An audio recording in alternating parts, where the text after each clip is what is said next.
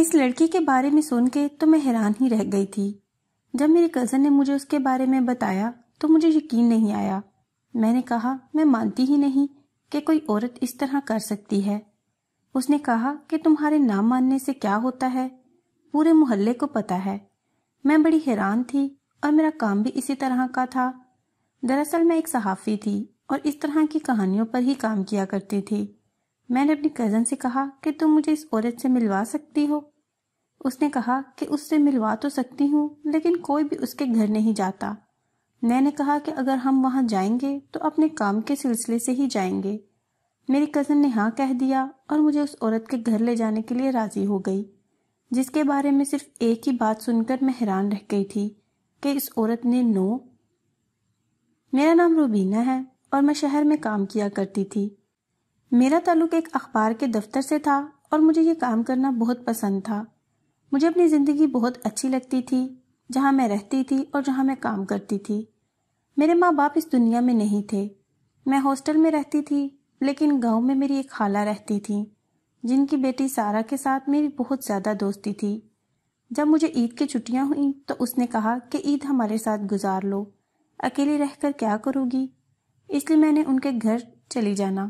مجھے گاؤں کا ماحول بھی اچھا لگتا تھا کیونکہ پہلے ہم لوگ گاؤں میں رہتے تھے، لیکن یہاں اچھے اسکول نہ ہونے کی وجہ سے میرے ماما اور بابا مجھے شہر لے آئے تھے، لیکن وہ اس دنیا سے چلے گئے۔ پر ان کا خواب پورا ہو گیا تھا کیونکہ جو وہ چاہتے تھے میں وہ کر رہی تھی۔ آج میں ایک کامیاب لڑکی تھی جو اپنا کھاتی کماتی تھی اور دنیا کے گرم اور سرد کے بارے میں بھی اچھی طرح جانتی تھی۔ میں اپنی خالہ کے گھر میں ہی رہ رہی تھی جب ایک عورت وہاں پر آئی اور میری خالہ سے اپنی بہو کی برائیاں کرنے لگی۔ اس کو کہنے لگی کہ یہ تو گھر بسانے والی لڑکی نہیں لگتی، لگتا ہے ریحانہ بنے گی۔ میں نے یہ لائن سنی۔ میں نے کہا کہ یہ ریحانہ کون ہے اور وہ کیوں کہہ رہی تھی کہ یہ ریحانہ بنے گی؟ تو میری کزن نے مجھے بتایا کہ ریحانہ اس گاؤں کی سب سے زیادہ بدنام زمانہ لڑکی ہے۔ میں نے کہا کہ کیوں، ایسا بھی کیا کیا ہے اس نے؟ تو سارا نے مجھے جب یہ بتایا کہ اس نے 9 شادیاں کی ہیں تو میں حیران رہ گئی۔ 9 شادیاں کرنے والی عورت کے بارے میں تو میں نے پہلے کبھی نہیں سنا تھا۔ یہ بات کافی زیادہ عجیب تھی اور شاید میرا کام ایسا تھا کہ میں اس طرح کی عجیب و غریب باتوں کی طرف زیادہ ہی متوجہ ہو جاتی تھی۔ میں نے کہا کہ یہ ہو ہی نہیں سکتا، ایسا کیسے ہو سکتا ہے؟ اس معاشرے میں عورت کی ایک شادی نہیں ہوتی اور اس لڑکی نے 9 شادیاں کر لی۔ تو میری کزن نے کہا کہ ایسا ہی ہے، اس کی کہانی تو پورے گاؤں میں مشہور ہے اور سارے لوگ اس کے بارے میں جانتے ہیں۔ اس کے آگے پیچھے کوئی بھی نہیں ہے، اکیلی رہتی ہے۔ میں نے کہا کہ یہ تو بڑی اچھی کہانی ہے، کیا ہم اس کا انٹرویو لے سکتے ہیں؟ میری کزن نے کہا کہ وہ کوئی ایکٹر ہے یا کوئی سوشل ورکر ہے جس کا تم نے انٹرویو لینا ہے؟ میں نے کہا کہ تم نہیں سمجھو گی، میرا کام ہے، مجھے کسی طرح اس سے ملوا دو۔ میری کزن کا کہنا تھا کہ اگر امی کو پتہ چلا تو ہم دونوں کو جان سے مار دیں گی۔ میں نے کہا کہ پتہ نہیں چلے گا، اور اگر پتہ چل گیا تو کہہ دینا کہ میں نے ضد کی تھی۔ اس نے کہا کہ وہ ایک چھوٹے سے گھر میں رہتی ہے اور آج کل اکیلی ہی رہتی ہے۔ ہم وہاں جا تو سکتے ہیں لیکن کسی کو پتہ چل گیا تو بڑا مسئلہ ہو جائے گا۔ میری کزن تو بہت زیادہ ڈر رہی تھی۔ میں نے کہا کہ منہ چھپا کے چلے جائیں گے، کسی کو پتہ نہیں چلے گا۔ میری کزن یہ سب کچھ کرنے کو تیار نہیں تھی، لیکن اسے پتا تھا کہ میں بھی بہت زیادہ ضدی تھی اور شہر سے آئی تھی تو وہ میری بات مان گئی کیونکہ وہ مجھ سے بہت پیار کرتی تھی۔ ہم دونوں ہی ایک دوسرے کی سہیلیاں تھیں اور وہ مجھ سے دور رہتی تھی، اس لیے مجھے انکار نہیں کر سکتی۔ ہم لوگ برقع پہن کر گھر سے نکلیں تو میری خالہ نے مجھے دیکھ لیا۔ میری کزن نے جھوٹ بول دیا کہ اپنی کسی سہیلی کے گھر جانے لگے ہیں، 4 گھنٹے لگ جائیں گے۔ میری خالہ نے کہا کہ ٹھیک ہے لیکن شام سے پہلے گھر آ جانا۔ میری کزن ابھی سے ہی مجھے باتیں سنا رہی تھی کہ تم مجھے اس گھر میں لے کے جا رہی ہو جس کے پاس سے کوئی بھی نہیں گزرتا۔ میں نے کہا کہ تم مجھے یہ بتاؤ کہ وہ عورت ہمیں اپنی کہانی سنا دے گی؟ میری کزن نے کہا کہ ہاں، وہ کہانی تو سنائے گی، ویسے بھی وہ اکیلی بیٹھی ہوگی، اس نے کیا کرنا ہے، تھوڑے بہت پیسے دے دیں گے۔ میں نے کہا کہ ٹھیک ہے، پیسوں کا مسئلہ نہیں ہے، پیسے دے دیں گے۔ ہم لوگ اس گھر کی طرف گئے تو گھر کی حالت بری تھی، چھوٹا سا گھر تھا۔ میں نے تو سوچا تھا کہ جس نے 9 شوہر رکھے ہوں گے تو اس نے کوئی نہ کوئی کمائی تو کی ہوگی اور اپنے لیے کوئی بڑا سا بنگلہ یا گھر بنایا ہوگا۔ کیونکہ اگر 9 شوہروں کے نکاح میں رہی ہوگی تو ان سے کچھ نہ کچھ لیا ہوگا، لیکن یہ گھر تو ایسا کہ جیسے یہاں پر کوئی اپنے جانور بھی نہ رکھے، لیکن وہ عورت یہاں پر رہتی تھی۔ ہم لوگ گھر کے اندر داخل ہو گئے تو اندر سے بھی معاملات کافی خراب تھے۔ اب مجھے سمجھ آیا کہ میری کزن نے یہ کیوں کہا کہ اس کو تھوڑے بہت پیسے دے دیں گے۔ میری کزن نے کہا کہ لگتا ہے وہ یہاں پر نہیں ہے، چلو چلتے ہیں۔ میں نے کہا کہ نہیں، میں آئی ہوں تو انٹرویو کے بغیر نہیں جاؤں گی۔ ہم نے دروازے پر دستک دی تو وہ سامنے سے نکل کر آئی۔ اسے دیکھ کر میں حیران رہ گئی۔ مجھے لگا کہ شاید کوئی عورت ہوگی، لیکن یہ کوئی عورت نہیں تھی، یہ تو لڑکی تھی۔ اس کی عمر زیادہ سے زیادہ بھی 26 یا 27 سال ہو سکتی تھی، اور دبلی پتلی اتنی تھی کہ اپنی عمر سے بھی بہت کم لگتی تھی۔ اس نے کہا کس سے ملنا ہے؟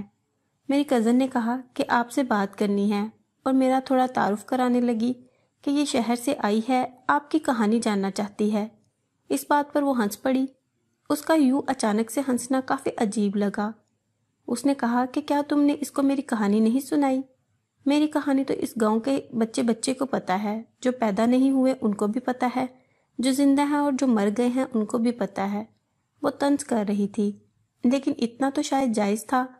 میری کزن نے کہا کہ یہ آپ کی زبان سے سننا چاہتی ہے، اور وہ بھی تفصیل سے، اس لیے آئے ہیں۔ اس نے کہا کہ ٹھیک ہے، آ جاؤ، بتا دیتی ہوں تمہیں اپنی کہانی۔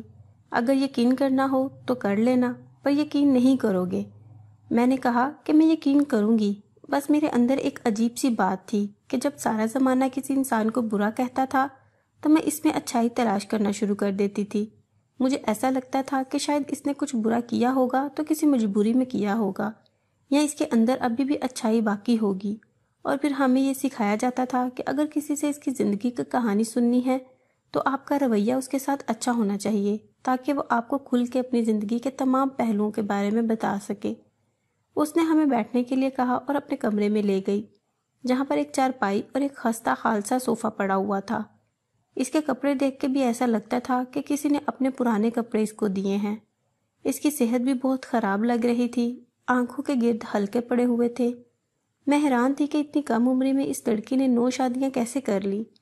اس نے کہا کہ میری کہانی سن کے 2 ہی کام ہو سکتے ہیں، یا تو آپ لوگ کانوں کو ہاتھ لگا کے یہاں سے بھاگ جائیں گے، اور یہاں پہ میرے قدموں میں بیٹھ جائیں گے۔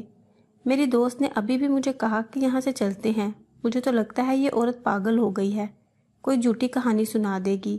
لیکن میری کزن نے یہ بات میرے کان میں کی تھی، پر لگتا ہے کہ اس نے سن لی تھی۔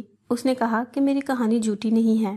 سارا شرمندہ ہو گئی اور اب خاموش ہو کر بیٹھ گئی۔ شاید اس کو چپ کرا کر بٹھانے کا یہی طریقہ تھا۔ میں بہت زیادہ متوجہ تھی۔ اس نے کہا کہ میری ماں نے میرا نام آمنہ رکھا تھا، لیکن میرے باپ نے میرا نام ریحانہ رکھ دیا، اور میری زندگی کسی عام بچی جیسی ہی تھی۔ مجھے لگتا تھا کہ جس طرح سب کی زندگی گزر رہی ہے، میری زندگی بھی اسی طرح گزر جائے گی۔ میرا باپ میری ماں کو بہت مارتا تھا، لیکن میری ماں میرے باپ سے پھر بھی بہت پیار کرتی تھی۔ وہ کہتی تھی کہ مرد اگر کسی عورت کو مارتا ہے تو وہ بھی پیار میں مارتا ہے، ورنہ اسے کیا پڑی کہ اگر اسے عورت کی پرواہ نہیں ہوگی تو وہ ہاتھ بھی نہیں اٹھائے گا، فکر بھی نہیں کرے گا اور غصہ بھی نہیں کرے گا، تو اس کا مطلب اسے اس کی پرواہ ہی نہیں ہے۔ اس لیے مجھے میرے ماں باپ کی لڑائی جھگڑے اور روز کی مار پیٹ بالآخر نارمل لگنے لگی۔ میں نہیں جانتی تھی کہ وہ میرے ساتھ کیا کر رہی تھی۔ وہ مجھے الٹی سیدھی باتیں سکھا کر اپنے جیسا بنا رہی تھی۔ مجھے اس زمانے کے لیے تیار نہیں کر رہی تھی، بلکہ مجھے اس زمانے کا شکار بنا رہی تھی۔ اور ایسا ہی ہوا کہ جب بہت کم سن تھی، اتنی عمر تھی میری جتنی عمر میں مجھے یہ بھی نہیں پتا تھا کہ شادی کیا ہوتی ہے، جب میری پہلی شادی کروا دی۔ وہ میرے باپ کا دوست تھا، اس کے ساتھ میرا باپ جوا کھیلا کرتا تھا۔ میری ماں نے میرے باپ سے پوچھا کہ تو اپنے دوست کے ساتھ اپنی بیٹی کا نکاح کروا رہا ہے، کہیں اسے جوئے میں تو نہیں ہار گیا؟ میرے باپ نے قسم کھائی اور کہا کہ میں پاگل ہوں جو اپنی بیٹی کو داؤ پر لگا دوں گا، ایسی کوئی بات نہیں ہے، بڑا امیر آدمی ہے، اس کی بیوی مر چکی ہے، اگر اس کے گھر چلی جائے گی تو ہمیشہ خوش رہے گی۔ میری شادی کروا دی گئی اور میں اسی چکر میں خوش رہی کہ مجھے دلہن بنایا جا رہا ہے، نئے کپڑے مل رہے ہیں، جبکہ مجھے یہ نہیں پتا تھا کہ میرے ساتھ کیا ہونا تھا۔ میری شادی مجھ سے اتنی بڑی عمر کے مرد کے ساتھ کروائی جا رہی تھی۔ اس آدمی کے ساتھ میں 1 سال رہی، اور 1 سال کے اندر میرا باپ اس دنیا سے چلا گیا۔ میری ماں بالکل اکیلی ہو گئی، اور میرے شوہر نے کہا کہ تمہاری ماں کو بھی اپنے گھر میں رکھ لیتے ہیں، وہ اکیلی وہاں رہ کر کیا کرے گی؟ مجھے اور کیا چاہیے؟ تو میں نے کہا کہ بالکل ایسا ہی کرنا چاہیے، آخر وہ میری ماں ہے، میری ماں بھی ہمارے ساتھ رہنے لگی۔ لیکن ایک دن میں نے ایک منظر ایسا دیکھا کہ میں آج بھی اس منظر کو سمجھ نہیں پائی۔ میری ماں نے مجھے کہا کہ وہ میرے ساتھ رہ کر بہت خوش ہے اور میرا شوہر بھی اچھا ہے، بھلے ہی بڑی عمر کا ہے لیکن بہت اچھا انسان ہے۔ میری ماں بالکل مطمئن تھی، اس کے دل میں کوئی خلل نہیں تھا۔ لیکن صبح صبح پتہ چلا کہ اس نے خودکشی کر لی ہے۔ مجھے آج تک میری ماں کی خودکشی کی وجہ سمجھ نہیں آئی۔ وہ بھی اس دنیا سے چلی گئی۔ اس کے بعد میرے شوہر نے مجھے کچھ عرصہ کے بعد طلاق دے دی اور بتایا کہ اس سے پہلے بھی اس کی شادی ہو چکی ہے اور وہ اپنی پہلی بیوی اور بچوں کے ساتھ رہنا چاہتا ہے، یعنی اس کی بیوی اس کی زندگی میں تھی، میں اس کے لیے صرف ایک وقت گزاری تھی۔ اس نے میری شادی اپنے کسی دوست سے کروا دی۔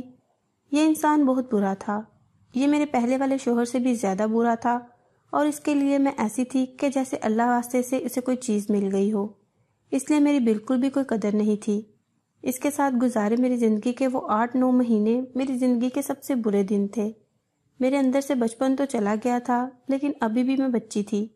مجھے کیا پتا تھا کہ میں نے کیا کرنا ہے، ماں باپ بھی سر سے چلے گئے تھے، عجیب سی حالت ہو گئی تھی میری، پتہ ہی نہیں چلتا تھا کہ جو میرے ساتھ ہو رہا ہے وہ صحیح ہے یا غلط۔ اس شخص نے بھی مجھے کچھ عرصہ کے بعد چھوڑ دیا۔ ریحانہ کی ابھی تک کی کہانی سن کے تو مجھے بہت ہی زیادہ افسوس ہو رہا تھا۔ میں نے اسے دیکھا، وہ کوئی بہت ہی زیادہ حسین و خوبصورت لڑکی نہیں تھی کہ شاید اب اس کا حسن ختم ہو گیا تھا۔ میں بھی ایک عام انسان ہوں۔ جب میں نے سنا کہ اس عورت نے 9 شادیاں کی ہیں تو میں نے یہ سوچا کہ بہت زیادہ خوبصورت ہوگی، مردوں کو اپنے اشاروں پر نچانے کا ہنر جانتی ہوگی، یا پھر اتنی زیادہ حسین ہوگی کہ اسے دیکھ کے کوئی بھی اس سے شادی کرنے کو تیار ہو جاتا ہوگا۔ لیکن یہ تو ایک نارمل لڑکی تھی جس کی شکل و صورت بدصورت نہیں تھی۔ اس کو آپ یہ کہہ سکتے تھے کہ وہ ایک واجبی شکل کی اچھی لڑکی تھی، لیکن اس میں ایسا کچھ بھی خاص نہیں تھا کہ وہ کسی کو اپنے اشاروں پر نچاتی۔ ابھی تک تو مجھے یہی لگ رہا تھا، اور جو اس نے کہانی ابھی تک سنائی تھی اس میں تو واقعی اس کے ساتھ بہت برا ہوا تھا۔ اس دوسرے شخص نے بھی مجھے چھوڑ دیا، اور جب میرے پاس رہنے کے لیے کوئی جگہ بھی نہ رہی تو اسی کے گھر میں کام کرنے والے ایک ڈرائیور نے میرے ساتھ نکاح کر لیا۔ اس نے کہا کہ آپ کو دور دور سے دیکھتا رہتا تھا، آپ مجھے بہت اچھی لگتی تھی، اگر آپ میرے ساتھ چلے تو مجھے بڑی خوشی ہوگی، میں آپ کے ساتھ نکاح کرنا چاہتا ہوں۔ میرے پاس رہنے کا کوئی ٹھکانہ نہیں تھا، اس لیے میں نے بھی ہاں کر دی۔ یہ شخص بہت غریب تھا، اس کے پاس زیادہ پیسے نہیں تھے، لیکن یہ میری عزت بھی کرتا تھا اور میرا خیال بھی رکھتا تھا، اور اسی کے ساتھ شادی کرنے کے بعد میں پہلی دفعہ حاملہ بھی ہوئی تھی، لیکن میری عمر کم تھی اور صحت اچھی نہیں تھی، اس لیے میرا بچہ اس دنیا میں آنے سے پہلے ہی اس دنیا سے چلا گیا۔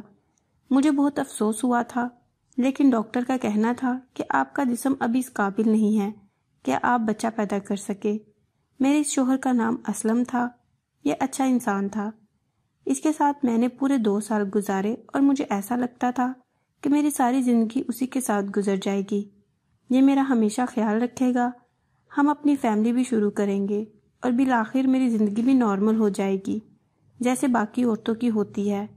لیکن میں یہ کیسے بھول گئی تھی کہ میری قسمت اتنی اچھی نہیں تھی، کیونکہ اسی انسان نے مجھے اپنے ایک سیٹھ کے آگے بیچ دیا تھا جبکہ میں ابھی بھی اسی کے نکاح میں تھی۔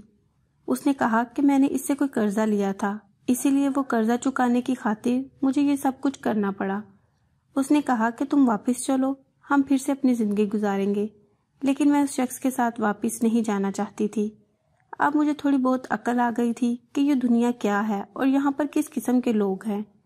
میں نے اسے کہا کہ وہ مجھے چھوڑ دے، ہماری لڑائی جھگڑے ہونے لگے اور بالآخر اس نے بھی مجھے چھوڑ دیا۔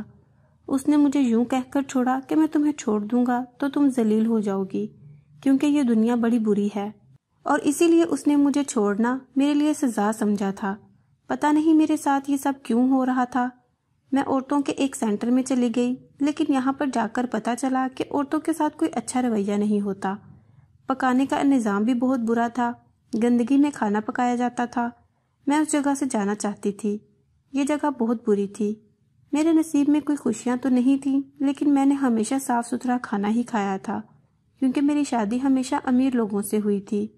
جس ڈرائیور سے میری شادی ہوئی تھی اس کو بھی کھانے پینے کا بہت شوق تھا، مجھے یہاں پر ایسے لگتا ہے جیسے ہمارے ساتھ جانور سے بھی برا سلوک کیا جاتا ہے، لیکن اور تو کوئی مسئلہ نہیں تھا، پر یہ زندگی بھی اچھی نہیں تھی۔ کچھ عورتوں کی یہاں سے شادی بھی کروا دی جاتی تھی، ان کے لیے رشتے آتے تھے اور کچھ لوگ یہاں سے ان کو لے جایا کرتے تھے۔ ایسے رشتے بالکل بھی اچھے نہیں ہوتے تھے، کیونکہ یہاں سے عورتیں لے جانے والے بہت ہی زیادہ چالاک اور اپنا کوئی فائدہ سوچنے والے ہوتے تھے۔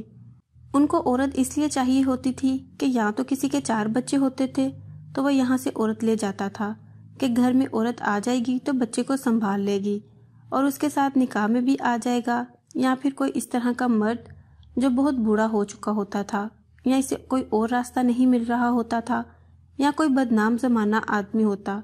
اس سینٹر میں اس طرح کے لوگوں کا آنا جانا تھا، یہاں پر ایسے ہی رشتے آیا کرتے تھے۔ میں جانا چاہتی تھی، پتہ نہیں کیوں میرا دل نہیں لگ رہا تھا۔ میں نے جا کے سینٹر کی مالکن کو کہہ دیا کہ رشتوں والی لڑکیوں میں میرا بھی نام لکھ دے۔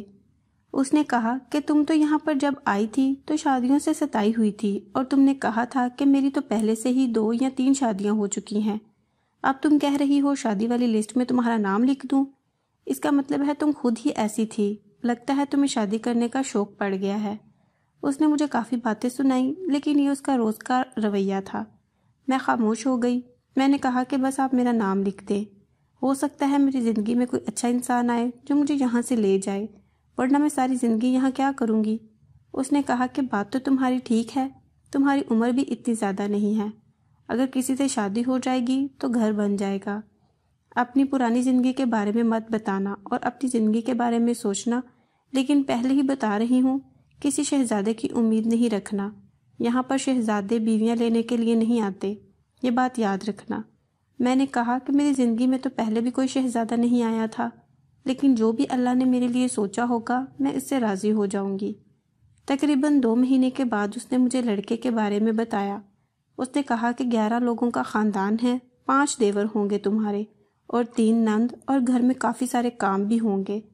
ان کو گھر کے کاموں کے لیے کوئی لڑکی چاہیے اور اپنے بڑے بیٹے سے تمہاری شادی کروائیں گے، جس کی پہلے شادی ہوئی تھی لیکن بیوی مر گئی تھی۔ یہاں پر تو اسی طرح کے رشتے آتے تھے۔ اس رشتے میں اچھی بات یہ تھی کہ لوگ اچھے خاصے امیر تھے، وہ مجھے سونے کا سیٹ اور تھوڑا بہت سامان دینے پر بھی راضی تھے۔ مجھے اس عورت نے کہا کہ یہاں پر یہ سب سے اچھا رشتہ سمجھا جا رہا ہے، تم نے مجھے کہا تھا اس لیے میں نے تمہارا نام لیا ہے، زیادہ سوچو نہیں اور ہاں کہہ دو۔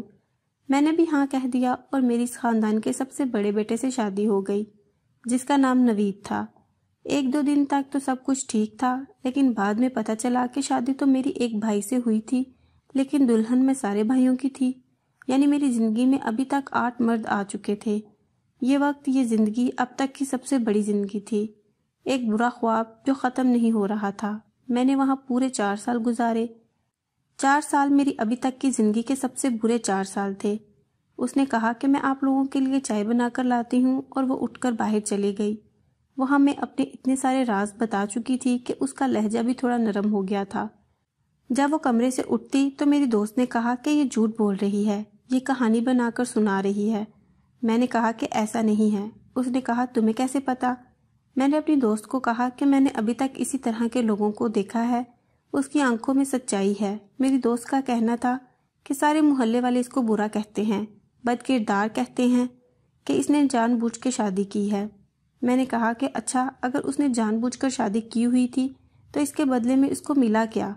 ایک عورت اگر کسی مرد سے شادی کرتی ہے اور اگر اس نے شادی کسی مطلب کے لیے کی ہے تو وہ مطلب دولت یا پیسہ ہی ہوتا ہے، اور اگر 9 مردوں سے شادی کی تو پھر ظاہر ہے کافی ساری دولت بنائی ہوگی، تو پھر کہاں ہے سب کچھ؟ اس گھر میں کہیں سے کوئی بھی چیز نظر آ رہی ہے؟ اس گھر میں تو کسی جانور کو بھی رکھا نہ جائے، اور یہ اکیلی رہتی ہے۔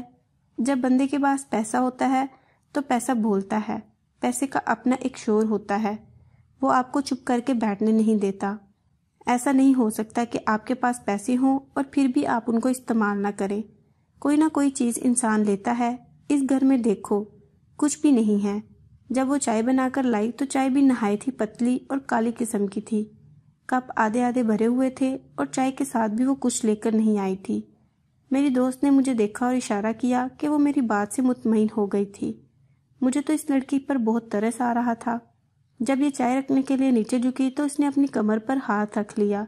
شاید یہ بیمار بھی تھی یا پھر اس کے ساتھ کوئی مسئلہ تھا۔ دیکھنے میں تو بہت ہی زیادہ بیمار لگ رہی تھی، آنکھوں کے گرد ہلکے پڑے ہوئے تھے۔ ابھی تک ریحانہ کی بتائی ہوئی کہانی کے مطابق اس کی زندگی میں 8 مرد آ چکے ہیں۔ میں نے اس سے پوچھا کہ کیا وہ ٹھیک ہے، تو اس نے کہا کہ اب ٹھیک نہ بھی ہو تو کیا فرق پڑتا ہے۔ ہم لوگوں نے چائے پی۔ میرے دوست نے تو چائے کو ایک دفعہ منہ لگا کر واپس رکھ دیا، لیکن میں نے اس کا دل رکھنے کے لیے چائے کو پوری ختم کیا۔ اس کے بعد ریحانہ نے بتایا کہ میری زندگی کی مصیبت یہاں پر ختم نہیں ہوئی تھی، کیونکہ اس کے بعد میری زندگی میں وہ نواں مرد آیا جس نے میری ساری زندگی برباد کر دی۔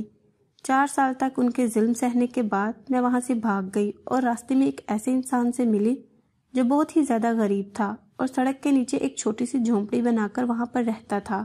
اس نے مجھے پناہ دی اور میں اس کے ساتھ وہیں پر رہنے لگی۔ ہم لوگوں نے شادی بھی کر لی اور کچھ دن گزر گئے۔ میری قسمت میں یہ لکھا تھا کہ میں اپنی ساری زندگی اسی انسان کے ساتھ اس چھوٹی سی جھونپڑی میں گزارتی اور بھیک مانگ کر گزارا کرتی۔ مجھے یہ بھی قبول تھا کیونکہ اب میرے اندر بچا ہی کیا تھا۔ لیکن کچھ دنوں کے بعد میری طبیعت بہت زیادہ خراب ہونے لگی۔ میرے پیٹ کی ایک سائڈ پر بہت زیادہ درد ہوتا تھا۔ میں نے اس کو کہا کہ مجھے کسی سرکاری ہسپتال میں ہی لے جائے تاکہ میرا علاج ہو سکے۔ وہ مجھے اسپتال میں لے گیا اور اس کے بعد تقریباً 1 ہفتے کے بعد مجھے ہوش آیا۔ جب مجھے ہوش آیا تو میرے سامنے کی حقیقت کچھ اور ہی تھی کہ اس شخص نے کسی ڈاکٹر کے ساتھ کوئی سودا کر لیا تھا اور میرا ایک گردہ بیچ دیا تھا۔ وہ میرے گردے کے پیسے لے کر وہاں سے جا چکا تھا اور جس جگہ رہتی تھی وہ وہاں پر بھی موجود نہیں تھا۔ میری طبیعت خراب تھی تو مجھے 1 ہفتے کے بعد ہوش آیا اور ڈاکٹر نے کہا میں کبھی ماں بھی نہیں بن سکتی ہوں اور میرے پاس زیادہ وقت بھی نہیں ہے۔ اس کے بعد میں ان کی سرکاری ہسپتال میں پڑی رہی اور وہاں کے مالک نے مجھے کچھ پیسے دیے۔ اس نے کہا کہ تمہیں اتنے پیسے مل جایا کریں گے، تم یہاں سے جاؤ کیونکہ تمہارا اس دنیا میں اور کوئی نہیں ہے، لیکن تم پوری زندگی اسپتال میں تو نہیں گزار سکتی۔ میں نے کہا کہ آپ مجھے پیسے نہیں دیں، میں یہاں کی صاف صفائی کا کام کر لوں گی لیکن مفت میں پیسے نہیں لوں گی۔ اتنا سب کچھ ہو جانے کے بعد بھی اگر میری غیرت اب نہ جاگتی تو کب جاگتی؟ اس نے کہا کہ کوئی ضرورت نہیں، تو یہی سمجھنا کہ تو نے کام کیا ہے اور تمہیں اس کے پیسے مل رہے ہیں اور میں سمجھوں گا کہ میری زکوٰۃ نکل جائے گی۔ وہ انسان اچھا تھا، اس نے میرے سر پر ہاتھ رکھا اور مجھے بیٹی کہا۔ اس کے بعد سے اس گھر میں رہتی ہوں۔ میں اس محلے میں واپس آ گئی کیونکہ یہاں ہمارے ماں باپ رہتے تھے۔ یہاں سب لوگ مجھے برا سمجھتے ہیں اور یہی میری زندگی کی کہانی ہے۔ اس نے 1 آدھے گھنٹے میں ہمیں اپنی زندگی کی کہانی سنا دی، جبکہ سارا وقت اس نے 8 سے 10 سال میں کاٹا تھا، اور اس نے یہ وقت کس طرح کاٹا ہوگا یہ صرف وہی جانتی ہے۔ سارا کی سوچ بھی بدل گئی تھی۔ میں اسے کچھ پیسے دینے کا سوچ کر آئی تھی۔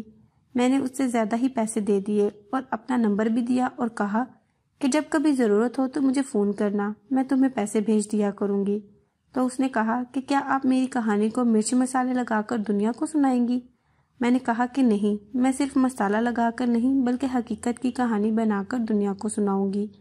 جس نے سمجھنا ہوگا وہ سمجھ جائے گا، جس نے نہیں سمجھنا وہ تمہیں غلط کہے گا۔ میں نے اسے تسلی دی اور کہا کہ وہ علاج کروائے۔ اس کی طبیعت واقعی بہت زیادہ خراب تھی۔ وہاں سے واپس آ کر بھی اس کے بارے میں سوچتی رہی کہ بیچاری کتنی زیادہ بدقسمت تھی۔ 1 سال کے بعد میں واپس گاؤں آئی تو سب سے پہلے اسی سے ملنے کے بارے میں سوچا، لیکن جب سارا سے بات کی تو اس نے کہا کہ وہ اس دنیا میں نہیں ہے، وہ تو 4 ماہ پہلے ہی مر گئی تھی۔ اس کی طبیعت بہت زیادہ خراب تھی، کفن دفن کروا دیا گیا تھا۔ مجھے بڑا افسوس ہوا۔ میں نے کہا کہ کوئی اتنا زیادہ بدقسمت بھی ہو سکتا ہے جتنی زیادہ وہ تھی۔ کیا قصور تھا ریحانہ کا؟ آپ کو کیا لگتا ہے، کیا قصور اسی کا تھا؟